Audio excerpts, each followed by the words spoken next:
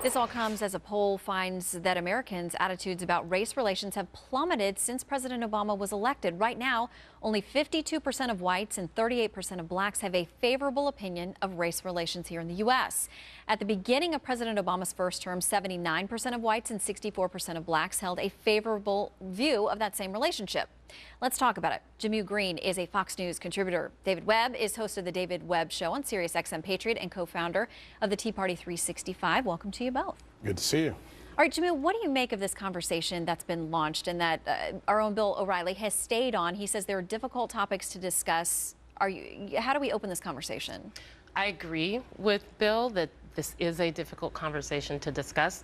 I agree with him on some aspects of it, but I think there were some parts of it that were a bit ridiculous. When he says own people, aren't we all Americans? Isn't this all an American problem that we all should be focused on? So pointing to only the civil rights leadership as being responsible for the deaths that are happening in Chicago is wrong and is a part of how we are being split apart racially in this country. So we can't just say it's the responsibility of black leaders to fix this problem. It's the responsibility of all of us. And the level of attention that this conversation has gotten after the Trayvon Martin trial or Zimmerman trial is the level of attention that we should be paying, looking at this every single day. Al Sharpton has a national television show. Why isn't he talking about these issues every single day, starting marches and rallies that are focused on this every day? Why do we only talk about gun control when young kids are killed in Connecticut?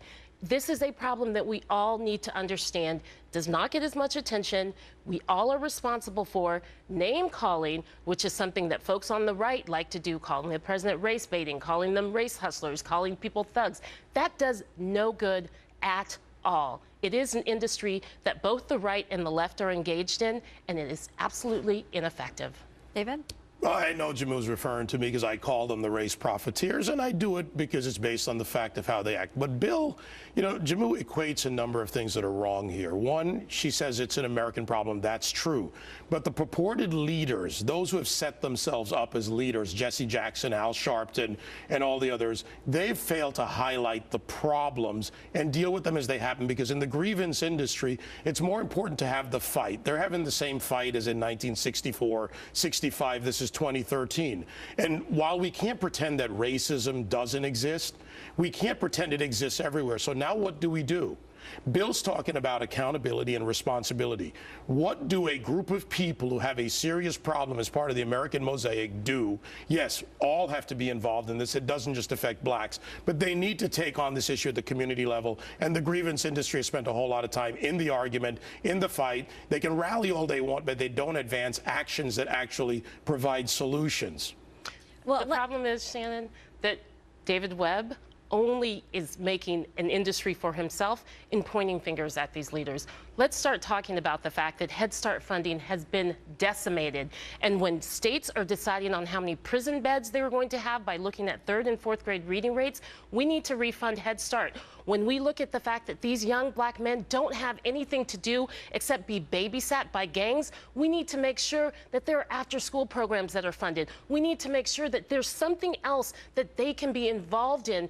And saying smaller government is not the solution. So what is the right's solution on this? And also saying government spending is the solution, that's not it also. We do have to focus on the aspects of the culture and the disintegration of the black family in the way that Bill O'Reilly has said, but you can't demonize it. You have to understand that there are some responsibilities that are tied to racial inequality in this country, and there are some things that are tied to our visual culture.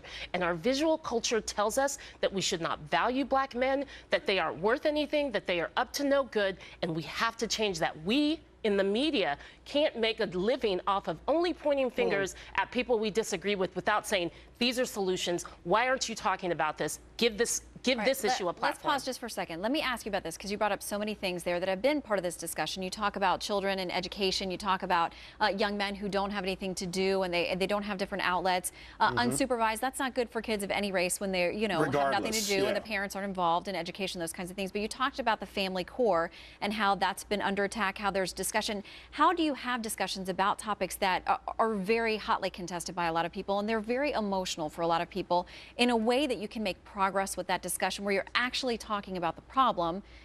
Is there a way to do that without inflaming tensions and emotions? There is. If you have a discussion where you first start with talking about the issue, not coming from a partisan lane on this. Look, family breakdown in the black community absolutely swung since the 60s. We now have a situation where there are too many children born out of wedlock, out of a two-parent household. Which, regardless of race, that tend to shift you towards complications and poverty and lack of education, right, in many cases. It follows with often failure in education, and I'm all for fixing education. Broken education system supported by groups like the NAACP, which frankly has a national policy against charter schools and magnet schools and school choice in general, when that has been proven to help. You have a good, hang on. I didn't say 100%, Jehmu, but let me finish my point. If you have all these options on the table and more, and you find ways, you will have solutions. Family environment, blended families, whatever version of it, get a stable family environment. Good education leads to better economic future. And we cannot have this conversation without actions. Look, rallies are great. They get attention. But instead of 100 rallies in 100 cities, or in addition to do the rallies, then have 100 meetings with neighborhood watches, with families, with communities. Get them to learn to live with each other, work together, and solve the problems which are localized. The federal approach doesn't work because communities are different. But it's and they also, interact differently. It's also not, again, this civil rights industry myth. Because I worked a lot with MTV when I was at Rock the Vote. Who has glorified the baby mama culture with Flavor of Flav when MTV was going to go with that show Buck Wild, and you saw all of those West Virginia politicians say, you are not going to represent our community in this way? Guess what? They won. But we have allowed the entertainment industry to glorify this type of behavior without that pushback. So it's not just civil rights folks who have a role to play in this. We need to look to Hollywood and say, why are you not representing black people in the true way that we are?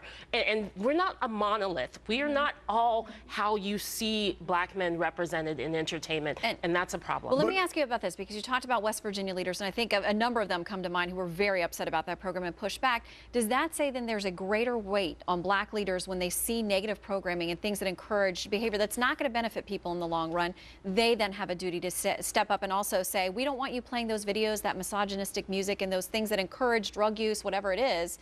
Is there a greater weight on them to step up and say that? Shannon, I'm going to back away from the greater weight, because I'm an American, and I think that great weight, everyone should feel it. We shouldn't just have white celebrities tweeting about trade. Wait a second, David. We shouldn't have just white celebrities tweeting about the pain of the verdict in the Zimmerman trial, and not have paying any attention to how the industry that they make millions of dollars of profits on have profited off of very negative messages. So if Kirstie Alley wants to get involved with the Trayvon Martin situation, then she needs to get involved with the deaths in Chicago. In the same way we hold Sharpton, Jackson, black civil rights leaders responsible. David Webb, you are responsible. What are the ideas you're putting on the table? 90% of your tweets are about calling these people names. Imagine if 90% of your Twitter feed. I'm not going to get into a personal battle, but greater weight matters here. We are out of time. So greater weight matters here. You cannot apply to the West Virginia and Buck Wild and not say the Congressional Black Caucus and those leaders can be also silent on the shows that you're talking about. So if you're going to apply greater weight, apply even weight. I agree it's one country. But we are seeing a divide that is being led heavily by many people who want to profit off the argument and not having a solution, because then they become irrelevant. We got to leave it there. It's just the beginning of this conversation. Thank you both very much. Appreciate it. Thank you.